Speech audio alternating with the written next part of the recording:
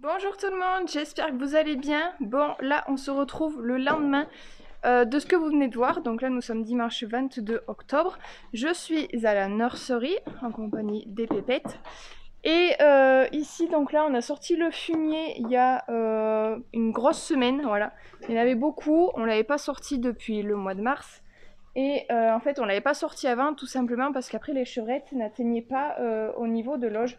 Donc c'est pour ça on a attendu un peu pour pouvoir le sortir. Et là on l'a fait parce que ça devenait urgent, étant donné qu'il y a des abcès qui sont arrivés sur les chevrettes. Donc c'est des abcès caséeux. Donc là, je sais pas trop d'où ça vient, si ça vient de l'environnement ou là tout ce qui est sanitaire. Je sais pas si ça vient de là, si ça vient aussi de l'alimentation, s'il y a trop de protéines, pourtant c'est pas élevé du tout leur aliment. Ensuite, au niveau de l'eau, ben, c'est l'eau du réseau, donc il n'y a pas de souci. Voilà, on sait pas trop. Je sais pas si ça vient des mouches quand elles les piquent. Parce qu'en fait, les abcès, le problème, c'est que quand il y a une lésion sur la peau, ça suffit pour que la bactérie, donc le staphylocoque, se mette dans le pic en fait, qu'il y a dans la peau. Et c'est là que se développe l'abcès. Donc les abcès caséeux, il y a deux sortes. Il y a celui qui est épais. Voilà, c'est tout ce qu'il y a dedans. Donc le pus, il est épais. Et il y en a d'autres où le pus est liquide. Voilà, c'est comme de l'eau, c'est un peu couleur blanc. Voilà, et c'est de l'eau.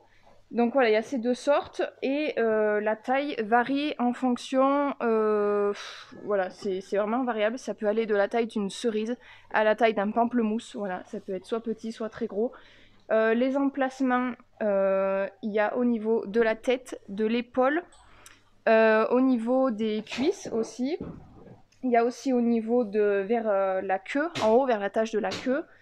Et voilà. Donc c'est vraiment pénible parce que d'une, ça leur fait mal quand je les perce. Et de deux, ça peut aussi, selon l'endroit où c'est, les empêcher d'aller manger à l'oge ou au cornadi. Voilà, si elles les ont à la tête ou aux épaules, ça appuie dessus ou ça les empêche de passer tout simplement. Et ça leur permet de ne pas pouvoir manger. Donc voilà, c'est très embêtant. Je comprends pas d'où ça vient. Franchement, on a eu ça début de l'hiver dernier. Mais là, ça venait en fait qu'on avait changé le fibreux sur les chevrettes. Donc c'était pas sur celle-là, c'était sur celles qui ont mis bas ce printemps. On avait changé le fibreux et dans le fibreux, il y avait un conservateur qui se nomme le BHA.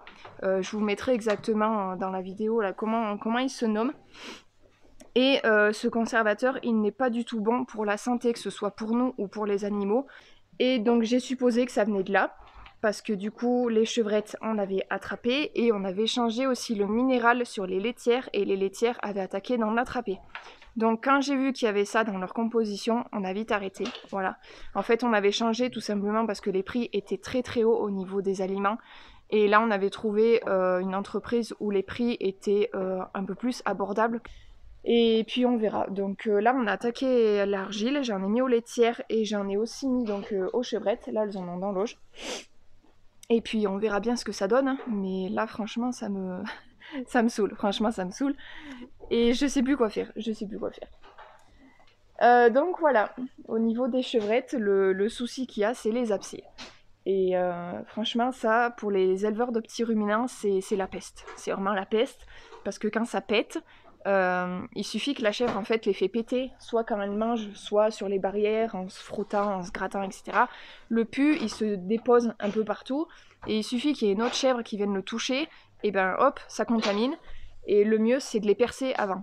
Donc moi, je les perce avant, je les vide à fond, et après je mets de la bombe bleue, voilà, pour que ça cicatrise et pour que ça empêche de revenir, quoi.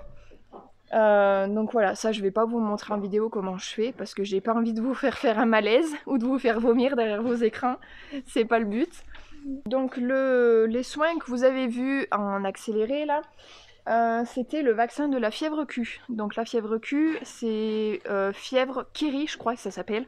Donc en fait c'est une bactérie qui fait avorter les chèvres. Donc à un mois et demi avant terme. Et nous, cette maladie, le troupeau l'a chopée, donc l'a attrapée fin 2017, début 2018. Donc depuis, on vaccine les chevrettes, donc on les vaccine, je le fais 3 semaines avant la mise à bouc, 3 semaines, 15 jours avant la mise à bouc. Ensuite, elles ont un rappel, 3 semaines après. Et une fois que c'est fait, c'est terminé. Et quand elles mettent bas, le vaccin est au maximum de sa protection en fait. Donc voilà, donc cette maladie aussi, ça n'a pas été un très chouette moment à passer, pas du tout même. Parce que ça avait impacté la production laitière des chèvres. J'avais perdu énormément de chevreaux. Et voilà, là aussi, quand j'attaquais que, j'étais dans mes premières années d'installation et ça m'avait démoralisé, franchement, ça te plombe le moral. Donc au niveau de la maladie de la fièvre Q, il faut faire attention parce que c'est contagieux pour nous les humains. Donc pour les hommes ou même pour les femmes, en fait on peut l'attraper de sorte qu'on ait un gros rhume, donc un gros état grippal, on peut avoir des vomissements et des diarrhées. Et pour les femmes enceintes, il faut faire très très attention. C'est pour ça que j'insiste là-dessus parce que beaucoup ne sont pas au courant. Mais les femmes qui sont enceintes, si vous êtes en contact avec des animaux qui sont porteurs de la fièvre Q, vous pouvez perdre votre bébé. Donc vraiment faites très attention. Nous, quand on l'a attrapé, on avait des proches donc, qui attendaient des bébés. Donc on leur a dit ne venez surtout pas aux chèvres parce que sinon vous allez perdre votre enfant. Donc voilà, il faut faire très très attention. La bactérie peut être attrapée donc soit par voie aérienne, soit au toucher des placentas, des chevreaux morts, enfin des animaux qui sont morts à cause de cette maladie, donc des avortons. Toujours prendre des gants aussi au moment des mises bas. J'en vois beaucoup, des fois dans des vidéos, sur les réseaux sociaux, tout ça, qui ne prennent pas de gants pendant les mises bas. Prenez des gants. Et au niveau des mises bas, c'est le moment le plus contagieux en fait. Donc moi ce que je fais quand il y a les mises bas, j'ai toujours une paire de gants dans mes poches, que ce soit des gants qui couvrent juste la main ou des gants d'insémination quand des fois il faut aller chercher le chevreau s'il est loin. Voilà, j'en ai toujours dans mes poches, comme ça moi je sais que s'il faut que j'intervienne rapidement, j'ai les gants dans les poches, je suis tranquille, je peux intervenir, j'ai pas à aller chercher mes gants, revenir, etc.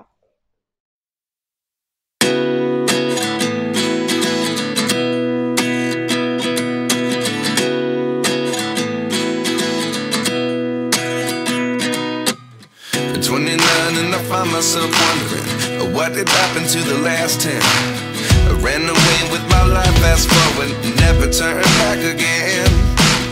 It's kind of funny that the more we pass time, the more we need to set them rewind. And 19 was the year I had to leave you, but now I'm seeing all the signs. Is this really happening? I can't believe it's true. I'm just as surprised as you. Is this really happening? I can't be too sure, but one day I'll be yours again.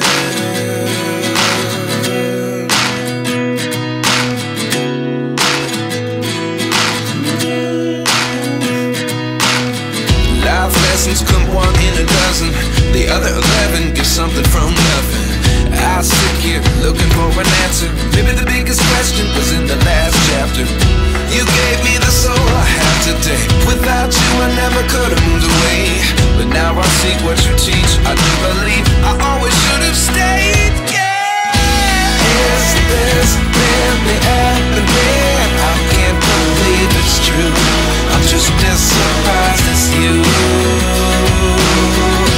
Is this really happening?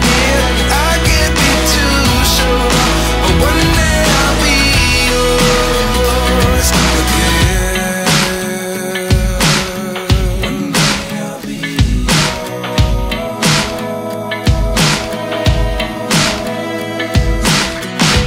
One day I'll be yours.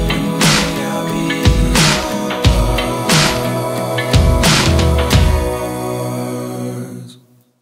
Life lessons come one in a dozen. The other 11 give something from nothing. Life lessons come one in a dozen. The other 11 give something from nothing. Life lessons come one in a dozen. The other 11 give something from nothing. Life changes just open the door. One thing's certain, I'll always be yours. Is this really happening?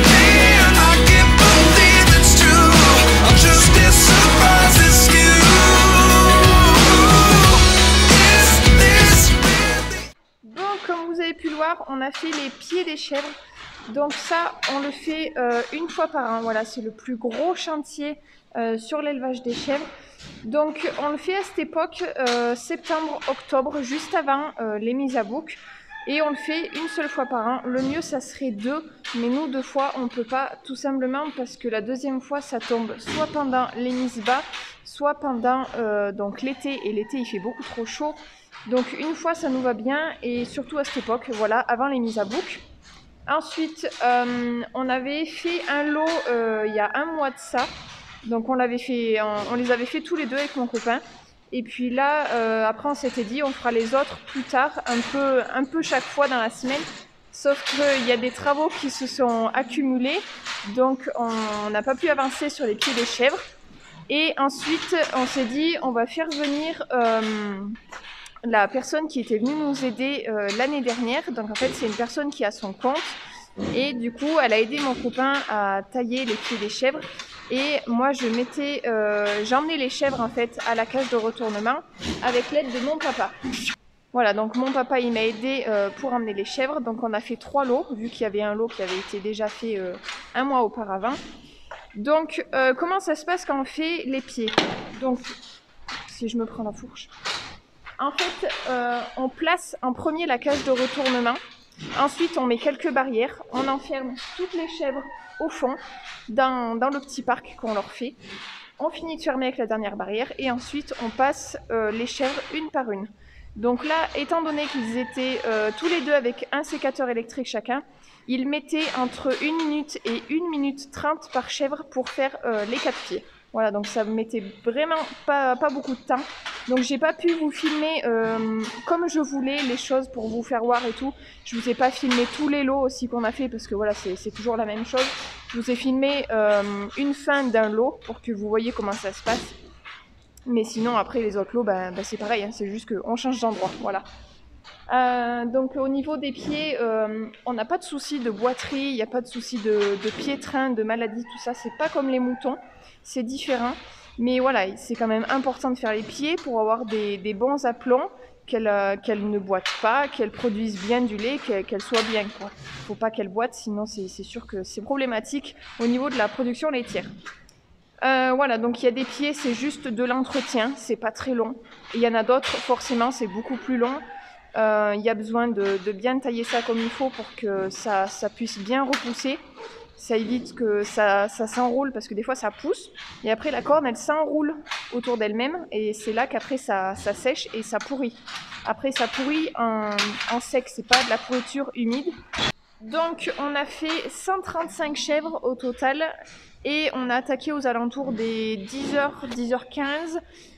Ensuite, on a été manger le temps de midi, on a repris début d'après-midi et on a fini vers les 16h15, 16h30. Voilà, donc il faut une bonne journée pour faire ce genre de chantier.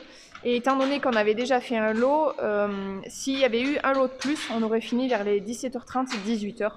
Donc ouais, il faut une bonne journée pour faire les pieds de chèvre. C'est vraiment le plus gros chantier sur l'élevage caprin.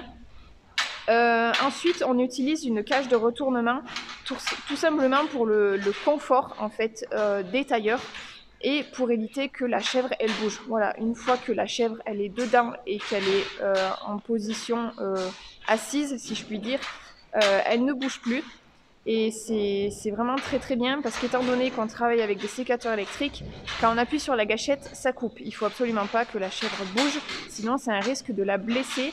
Et puis je vous montrerai après comment ça se passe au niveau du cornadis. Si on faisait les pieds au cornadis, ce n'est absolument pas pratique. Voilà, je vous expliquerai ça après. Et la cage de retournement, on l'utilise depuis déjà pas mal d'années. On l'a acheté d'occasion. Il y a 2 autres agriculteurs aussi qui l'utilisent, donc on est 3 dessus. Même chose aussi pour les sécateurs électriques, on est 3 à s'en servir. Et vraiment, c'est un confort de travail qui est vraiment inestimable pour faire ce genre de choses, parce que faire les pieds, c'est pas quelque chose de très agréable, mais bon, il faut le faire, il n'y a pas le choix. Mais c'est un travail qui est assez ingrat, j'ai envie de dire. Donc oui, la cage de retournement, ce n'est pas une position naturelle pour la chèvre, mais elle ne reste absolument pas longtemps dedans. C'est 2 minutes maximum, et encore même là, il mettait 1 minute 30 Il y en a quelques-unes voilà, où ça a duré un peu plus longtemps parce que les pieds étaient un peu plus abîmés. Mais sinon, elles restent pas longtemps dedans. Elles sont pas martyrisées, elles ne souffrent pas. Voilà, elles sont posées, elles bougent pas. On leur taille les pieds. Tout va bien pour elles. Après, on les relâche. Elles font leur vie. Elles vont manger, elles vont boire, elles vont se coucher. Elles reviennent même des fois parce qu'elles sont curieuses. Donc, c'est bien que ça les a pas martyrisées. Voilà. Donc, si j'ai un conseil à donner, c'est vraiment d'utiliser les cages de retournement. Donc certes, au début, dans le lot, il y a toutes les chèvres, donc c'est assez facile pour les emmener. Mais après, les dernières, c'est un peu plus compliqué. En plus, elles ont vu ce qui se passait, donc elles ont eu le temps de cogiter dans leur tête. Elles veulent pas y aller. C'est un peu plus compliqué pour les emmener. Il y en a certaines qui arrivent à nous échapper. Au niveau des multipares, donc là, il n'y a pas de problème parce qu'elles sont plus grosses que les primis. Les primipares, comment dire, elles n'occupent en fait pas toute la cage quand elles sont assises parce qu'elles sont beaucoup plus fines et plus petites. Donc il faut les tenir au moment où on bascule la cage de retournement. Il faut les tenir pour éviter qu'elles se retournent. Mais bon, après, une fois qu'on le sait, on sait qu'on tient les pattes de devant. Et au moins elles ne bougent pas. Une fois qu'elles sont posées, c'est bon. Bon, là je voulais juste vous montrer quand on fait les pieds des chèvres au Cornadi, comment ça se passe. Alors pour les pieds de devant, ça va, il n'y a pas de souci. Parce que nous, ce qu'on a, c'est le rebord, là. Donc on s'assoit là, on prend le pied de la chèvre et hop, on peut tailler. Mais pour les pieds de derrière, c'est pas du tout la même. Décale-toi, Fifi. Parce qu'au niveau des pieds de derrière, elles aiment pas et elles se débattent. Donc là, si je lui prends le pied, en fait, elle va bouger son pied, voilà, parce qu'elles n'aiment pas. Et pour faire la taille, c'est vraiment compliqué. Donc voilà, c'est dangereux pour elles. Pour nous, c'est pas du tout confort parce que là, on est accroupi. Voilà, au niveau du dos, c'est vraiment pas cool. Et c'est pour ça que la cage de retournement est vraiment très très pratique. Voilà. Donc voilà comment la cage se présente. Donc elle est équipée de 2 manettes. Voilà. Donc cette manette, elle actionne les bras ici. Et cette manette, elle actionne ça. Voilà. Donc en fait, hop, on ouvre comme ça. Là, il faut que ce soit ouvert au niveau des 2 bras là. Donc la chèvre, elle rentre. Hop, elle voit qu'il y a le portillon, donc elle s'arrête. Il faut être assez rapide hein, quand même. Ensuite, on lève les bras. Hop, ça la coince. Voilà. Donc ses jambes de devant sont juste à ce niveau. Après, on ferme derrière. Pour la coincer, pour pas qu'elle recule, il faut vraiment être rapide. C'est un coup de main à prendre. Et puis après, voilà, elle est coincée. Et après, il y a le retournement qui se fait. Donc il faut enlever ça. Bon, je vais pas vous montrer parce que pour moi c'est trop lourd. Il faut enlever ce loquet là. Et hop, avec la manette, hop, la chèvre après est en position assise. Voilà, donc ce genre de cage, c'est très pratique. Là, il y a des bras, hop, pour pouvoir la transporter de chaque côté. Là, la roue, elle est en position donc de transport. Donc c'est coincé à ce niveau-là. Et quand on a placé la cage pour pouvoir faire les pieds, les roues, en fait, elles se déboîtent et elles se couchent. Voilà. Donc, au niveau du sécateur électrique, voilà comment ça se présente. Donc là, en fait, c'est ce qui se met dans le dos. Voilà, donc là, c'est toute la batterie. Ensuite, ça, c'est ce qui indique le niveau de batterie du sécateur. Donc, le sécateur électrique est ici, donc dans sa pochette. Donc voilà. Donc au niveau du poids, c'est un petit peu lourd. Donc là, il y a juste à appuyer sur la gâchette et ça déclenche quand ça coupe. Là, c'est l'ouverture du... Je sais pas comment on appelle ça, du bec de coupe. Je sais pas comment on dit. Ouverture de taille. Donc plus là on avance et plus c'est ouvert ou fermé. C'est un des deux. C'est pas moi qui m'en sers, donc je peux pas trop vous dire. Voilà. Là, c'est la petite pochette de rangement. Ensuite, pour charger la batterie, donc il faut enlever hop, ici Là, ça fait ça. Et on branche sur ce boîtier là. Voilà.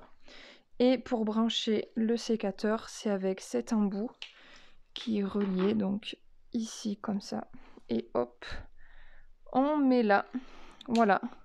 Donc ça après, c'est de la graisse.